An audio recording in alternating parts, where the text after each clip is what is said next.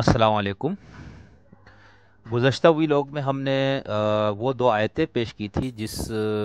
سے استدلال کر کے کچھ مسلم اہل دانش وحدت ادیان کا تصور پیش کیا ہے، اور میں نے جیسا کہ آپ کو بتایا تھا کہ صرف یہ دو آیات نہیں ہے بلکہ اس کے علاوہ بہت ساری آیات ہے، عقلی دلائل ہے اور استدلالات ہے جس سے وہ یہ ثابت کرتا ہے، ٹھیک ہے۔ اور اس کا جو بنیادی مفہوم وہ یہ کہ خدا کے ہاں کامیابی کے لیے اور نجات و سعادت کے لیے آپ کو یہ تین شرائط آپ کے اندر پائی گئی: ایمان باللہ، ایمان بالیوم الآخر اور عمل صالح، اور تو پھر آپ نجات و سعادت کے مستحق ہے، ٹھیک ہے۔ یہ اس کا بہت مختصر لفظوں میں گزشتہ ویلاگس میں ہم نے بہت تفصیل سے اس کی مختلف معانی اور مفاہیم پر بات کی تھی، اور پھر میں نے آپ کو یہ بتایا تھا کہ یہ جو دونوں آیتیں ہیں بنیادی، البقرہ کی 62 اور مائدہ کی 69، ان دونوں آیات کی جو روایتی تفسیر ہے وہ کیا ہے، اس پہ ہم نے تفصیل سے بات کی تھی گزشتہ ویلاگ میں، اور آپ کو یہ بتایا تھا کہ اہل تفسیر نے اس پہ مختلف آراء پیش کی۔ ایک میں نے جیسا آپ کو بتایا کہ چونکہ ان کو وَمَن یبتغِ غیر الاسلام دینا سے اس آیت میں ایک ان کو تضاد محسوس ہوا، یا ان کو لگا کہ اس میں تو تمام مذاہب کو نجات کا مستحق بتائے گی، اور دوسری آیت نے بتایا کہ اسلام کے علاوہ جو دین لائے گا وہ قبول نہیں کیا جائے گا، تو انہوں نے کہا کہ اس وَمَن یبتغِ غیر الاسلام دینا سے یہ جو دونوں آیتیں ہیں یہ منسوخ ہے، ٹھیک ہے۔ اچھا، جو لوگ وحدت ادیان کے قائل ہیں وہ پھر یہ کہتے ہیں کہ بھئی وَمَن یبتغِ غیر الاسلام، اس میں آگے ایک ویلاگ میں اس سے بات کروں گا کہ ان کے نزدیک پھر اسلام اور مسلمین اور مسلمان کا مفہوم کیا بنتا ہے، اور وَمَن یبتغِ غیر الاسلام دینا کے اندر کیا بتایا گیا ہے جس کی وجہ سے ان کو یہ لگتا ہے کہ کسی یہودی، عیسائی، صابی، یہاں تک کہ کچھ اہل فکر ملحدین تک کو اس میں شامل کرتے، میں آپ کو ڈیٹیل سے بتاؤں گا کہ وہ کون سے لوگ ہیں۔ اور مزے کی بات یہ ہے کہ اس نقطہ نظر کے ماننے والوں میں اہل تشیع اور اہل سنت دونوں کے بہت بڑے اہل علم شامل ہے، ٹھیک ہے۔ تو آج کی ویلاگ میں سب سے پہلے جس دانشور کا نقطہ نظر آپ کے سامنے رکھنے جا رہا ہوں وہ ہے ایک فلسطینی اسکالر ہے، ڈاکٹر عدنان ابراہیم صاحب، بہت معروف ہے، یوٹیوب پہ ان کی بہت ساری ویڈیوز موجود ہے، لیکچرز موجود ہے، کئی کتابوں کے مصنف بھی ہے، اور ان کا تعلق فلسطین سے ہے، 1966 ان کی پیدائش ہے۔ اچھا، ان کے کچھ متنازع نظریات ہیں جس کی وجہ سے اہل سنت کے ہاں یہ متنازع شخصیت ہے، اور ان پر جس طرح ہوتا ہے ہمارے ہاں کہ اگر آپ نے اپنے گروہ سے کچھ نظریات میں اگر آپ نے اختلاف کیا تو پھر آپ پہ الزام در دیا جاتا ہے، ٹھیک ہے، کہ بھئی یہ تو مثال اگر وہ اہل سنت سے ہے تو اس پہ اہل تشیع سے ہونے کا الزام لگایا جاتا ہے، کسی بیرونی ایجنسی کا اس کو ایجنٹ کہا جاتا ہے۔ میں آگے بتاؤں گا کہ بے ہی یہ الزام شیعہ لوگ اپنے ان اہل علم پہ لگاتے ہیں جو ان کے جو اکثریت سے جن کا اتفاق نہ ہو، یا جنہوں نے کچھ مسائل میں ان سے اختلاف کیا ہو، تو ان پہ الزام لگا دی جاتی ہے، تو اماراتی پیسوں پہ پلنے والے ہیں، وہابیت کے نے ان کو وہابیوں نے خرید لیے ہے۔ تو اسی طرح عدنان ابراہیم پر بھی ایک الزام یہ ہے کہ یہ شیعہ ہو چکے ہیں اور اپنے آپ کو یہ سنی ظاہر کرتا ہے، جبکہ ان کا اپنا یہ خیال ہے کہ میں ایک اہل سنت والجماعت سے میرا تعلق ہے۔ ان کا اپنا یہ دعویٰ ہے، ان کے نظریات ظاہر سی بات ہے اس طرح سے نہیں ہے، لیکن کچھ نظریات چونکہ اس طرح سے ہے جو عام طور پر جمہور اہل سنت کی رائے سے یا نقطۂ نظر سے یا ان کی مسلکی اس حدود سے کچھ ہٹے ہوئے نظریات ہیں جس کی وجہ سے ان پہ مختلف قسم کے الزامات ہیں۔ تو اس میں سے ایک الزام یہ ہے کہ یہ شیعہ ہے، ٹھیک ہے، جبکہ یہ اپنے بارے میں یہ کہتے ہیں کہ میں شیعہ نہیں ہوں، میرا تعلق اہل سنت والجماعت سے۔ تو عدنان ابراہیم صاحب جو ہے وہ اپنی ایک گفتگو میں، جو کہ میں آپ کو ان کا کلپ چلا دیتا ہوں، آپ ذرا یہ سن لیجئے گا۔ سب سے پہلے انہوں نے ان دونوں آیتوں کو پیش کیا ہے، البقرہ والی، اور پھر اس کے بعد انہوں نے یہ بتایا کہ یہی آیت جو ہے وہ سورہ المائدہ میں ہے، ٹھیک ہے۔ ان دونوں آیتوں کو پیش کرنے کے بعد ان کا دعویٰ یہ ہے کہ یہود اور نصارہ بھی جنتی ہے۔ تو اب آپ سنیں، اس کے بعد میں مختصر یعنی اس کا مفہوم آپ کے سامنے پیش کروں گا۔ یہ عربی میں گفتگو ہے چونکہ بہت مختصر کلپ پہلا آپ سن لیجئے۔ پہلا جو ان کا اس حوالے سے، وحدت ادیان کے حوالے سے یا باقی مذاہب کے نجات و سعادت کے حوالے سے جو ان کا نقطہ نظر ہے، یہ آپ انہی کی الفاظ میں ذرا سنیں، ٹھیک ہے۔ من سورة البقرة إن الذين آمنوا والذين هادوا والنصارى والصابئين. من آمن بالله واليوم الآخر وعمل صالحا فلهم أجرهم عند ربهم ولا خوف عليهم ولا هم يحزنون. أنا أقول لك ليست الآية 62 فقط، بل هناك آية نظيرتها في سورة المائدة: إن الذين آمنوا والذين هادوا والصابئون والنصارى والصابئون من آمن بالله. لكن الفرق فيها أن الصابئون مرفوع على الاستئناف والصابئون كذلك، يقول هذا من باب لحن أو كسر الإعراب. من آمن بالله واليوم الآخر وعمل صالحا فلا خوف عليهم ولا هم يحزنون. نفس الآية. أعجب من هذا أيضا قوله تبارك وتعالى: ليسوا سواء. أهل الكتاب ليسوا سواء. من أهل الكتاب أمة قائمة يتلون آيات الله. انتبه، لا تقل لي أهل الكتاب الذين أسلموا، هذا كلام فارغ وتحميل للقرآن ما لا تحتمله اللغة. الله يقول من أهل الكتاب، تحدث عنه ونعت له بوصفه كتابيا. من أهل الكتاب أمة قائمة يتلون آيات الله آناء الليل وهم يسجدون. ما انتهى إليه اجتهادي في هذه المسألة المشكلة جدا، وطبعا أعلم أن هذا الاجتهاد حقيق أن أكفر عليه وبسببه من كثير من المسلمين الذين ينتظرون فرصة كهذه، لكن باختصار سأقول هذا اجتهاد قد أكون مخطئا فيه. أنا مستعد إلى الفيئة إلى الحق ريثما ظهر الحق إن شاء الله. بالدليل الذي بان لي أن الكتاب يهوديا أو نصرانيا ليس ملزما بأكثر من أن يقر بنبوة محمد، يقول نعم هذا نبي، لكنه ليس ملزما بأن يتبعه وأن يتدين بشرعه، لأنه إن آمن بأنه نبي ورسول هو مخير بعد ذلك أن يقيم كتابه، لكن أن يقيم كتابه. يا أهل الكتاب لستم على شيء حتى تقيموا التوراة والإنجيل وما أنزل إليكم من ربكم. لا تقول لي القرآن، الله قال ما أنزل إليكم، انتبه. في آية أخرى يقول أنزل إلينا وأنزل إليكم. إياك أن تخلط وتقول لي معناها أنزل إليكم القرآن، هذا كلام فارغ. أنزل إليكم وليس أنزل إلينا. إذا آمن الكتابي بمحمد بهذا فلا يعتبر كافرا بمحمد، لكنه ليس ملزما بالاتباع. إن اتبعه فله أجران. النبي يقول 3 يؤتون أجرهم مرتين: رجل من أهل الكتاب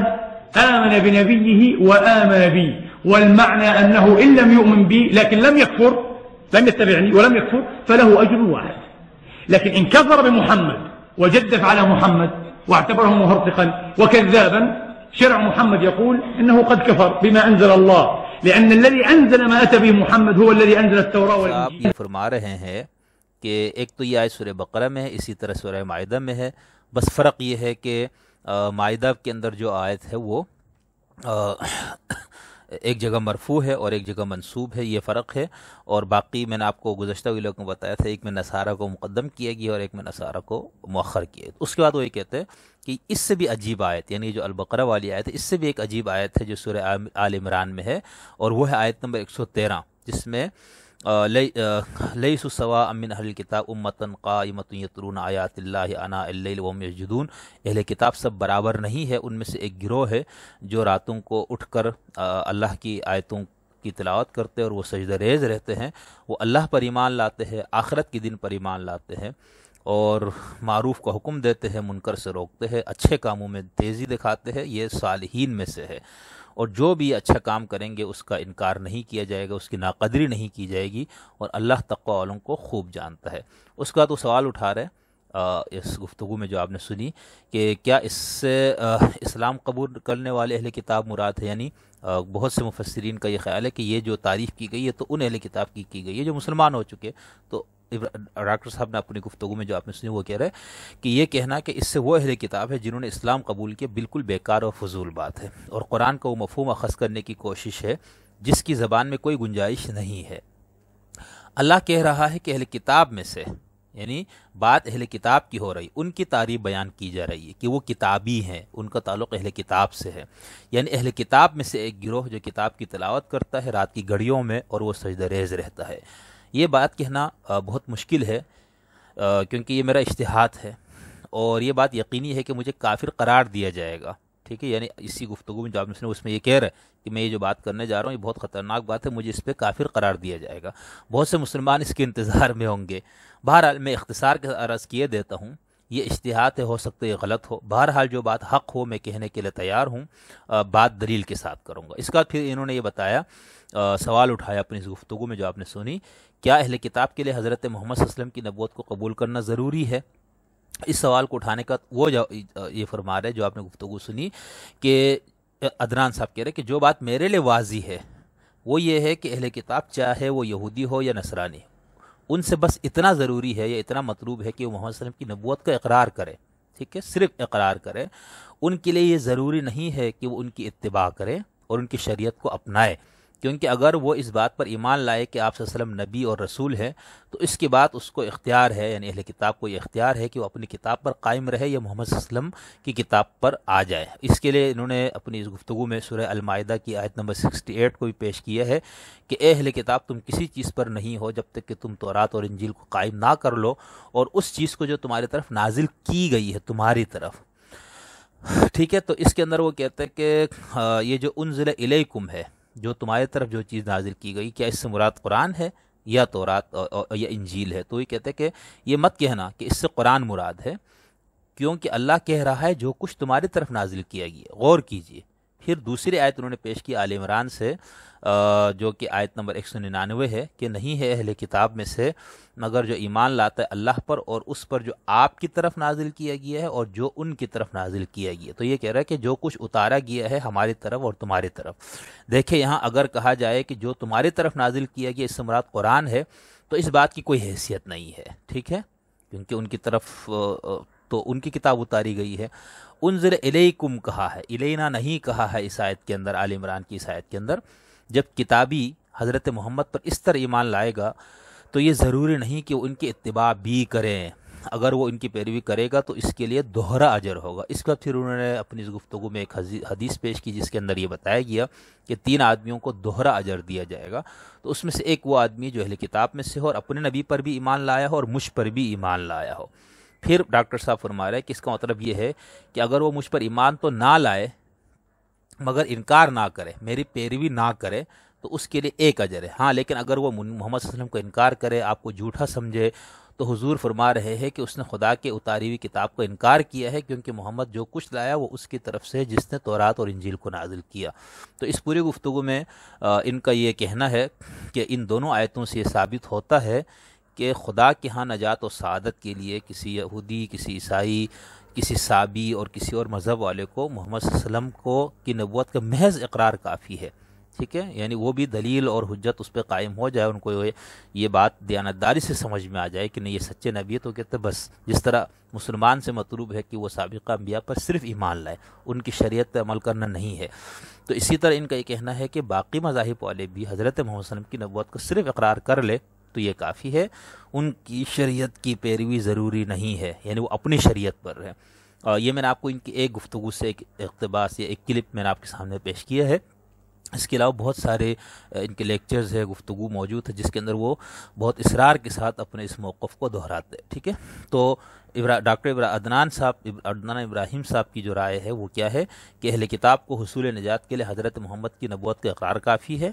ان کی شریعت پر عمل کرنا ضروری نہیں، جبکہ باقی جو مسلم ہے اکثریت اہل علم کی وہ یہ کہتے نہیں، ان کو ایمان کا مطلب ہے ان کی شریعت کی پیروی کرنا۔ اسی طرح وہ کہتے ہیں کہ اگر وہ شریعت محمدیہ پر عمل کرے اہل کتاب تو ان کے لیے دوہرا اجر ہے، ٹھیک ہے، اور اگر نہ کرے تو ایک اجر ان کو ملے گا اور وہ نجات و سعادت کے مستحق ہے۔ ہاں اگر کوئی شخص جس پہ محمد صلی اللہ علیہ وسلم کی نبوت کی یا ان کی سچائی واضح ہو جائے، اس کے بعد بھی ان کو جھوٹا کہے، آپ کے اوپر تہمت دھرے کہ آپ نے نبوت کا جھوٹا دعویٰ کیا، تو وہ یہ کہتے ہیں کہ یہ پھر ان کا عمل قابل قبول نہیں ہوگا خدا کے ہاں۔ تو یہ ہے وحدت ادیان سے متعلق ڈاکٹر عدنان ابراہیم صاحب کو نقطہ نظر۔ ایک اور بہت معروف مذہبی اشعری دانشور ہے ڈاکٹر سعید فودہ صاحب، انہوں نے بہت زیادہ اس پہ گفتگو کی ہے اور مسلسل ڈاکٹر عدنان ابراہیم کو خاص طور پر ٹارگٹ کر کے انہوں نے یہ بتایا ہے کہ یہ بالکل گمراہ ہو چکا ہے، اور جو انہوں نے تمام مذاہب والوں کو جنتی قرار دے دیا تو ان کا خیال ہے کہ یہ ان کا نقطہ نظر بہت خطرناک اور گمراہ کن ہے، تو انہوں نے اس کی بہت زیادہ تردید کی ہوئی ہے۔ اگلی ویڈیو میں ڈاکٹر فودہ صاحب کا نقطہ نظر بتاتا ہوں کہ وہ عدنان ابراہیم صاحب اور ان جیسے اور لوگوں کا جو نقطۂ نظر ہے نجات اہل کتاب یا نجات دیگر مذاہب کے نجات اور سعادت کے حوالے سے، وہ یہ سمجھتے ہیں کہ یہ نقطۂ نظر غلط ہے۔ اور پھر اس کے بعد جو اگلی ویلاگس ہیں اس میں ہم کچھ مزید مسلم اہل علم و دانش اور ایک دو اہل تشیع کے دانشور اور آیت اللہ اور علماء کرام کا بھی نقطہ نظر پیش کروں گا کہ وہ بھی اسی بات کے قائل ہے کہ یہ کافی ہے ہر مذہب کو اپنے مذہب پر رہتے ہوئے کہ اگر ان پر ایمان خدا پر ہو، آخرت پر ہو اور عمل صالح ہو تو وہ نجات پا جائیں گے، شریعت اسلام پر عمل کرنا ان کے لیے ضروری نہیں ہے۔